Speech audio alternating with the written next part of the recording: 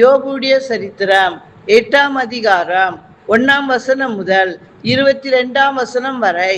அப்பொழுது சூகியனான பில்தாத் பிரதித்திரமாக, நீர் எந்த மட்டும் இப்படிப்பட்டவைகளை பேசுவீர்? எதுவரைக்கும் உம்முடைய வாயின் வார்த்தைகள் பலமான காற்றை போல் இருக்கோ?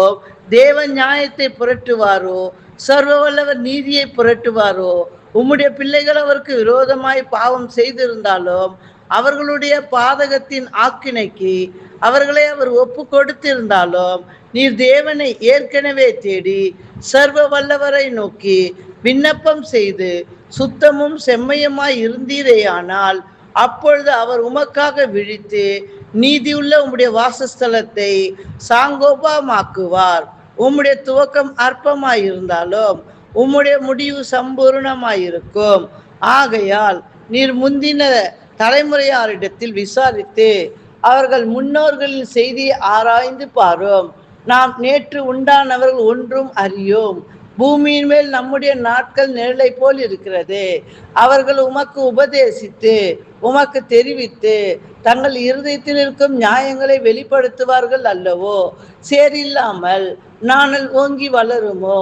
தண்ணீர் இல்லாமல் கோரை புல் முளைக்குமோ?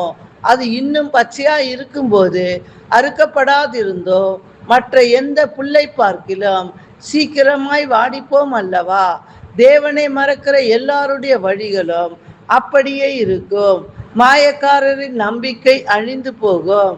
அவனுடைய வீண் எண்ணம் அற்று போய் அவனுடைய நம்பிக்கை சிலந்தி பூச்சி வீடு போல் இருக்கும். ஒருவன் அதன் வீட்டின் மேல் சாய்ந்தால் அது நிலைக்க மாட்டாது. அது பிடித்தால் அது நிற்காது. வெயில் எரிகாததற்கு முன்னே அவன் பச்சை செடி அதன் கொடிகள் அவன் தோட்டத்தின் மேலே படரும். அதன் வேர்கள் கற்குவியலில் சிக்கி கற்பாறையை நாடும். அது அதனிடத்தில் இராதபடிக்கு நிர்மூலமான பின் அது இருந்த இடம் உன்னை தான் கண்டதில்லை என்று மறுதலிக்கும். இதோ நான் வழியின் மகிழ்ச்சி இப்படியே போகிறது, ஆனாலும் வேறே பேர் மண்ணிலிருந்து முளைப்பார்கள். இதோ தேவன் உத்தமனை வெறுக்கிறதும் இல்லை, பொல்லாதோர் கை கொடுக்கிறதும் இல்லை. இனி அவர் உம்முடைய வாயை நகைப்பினாலும் உம்முடைய உதடுகளை கெம்பீரத்தினாலும் நிரப்புவார்.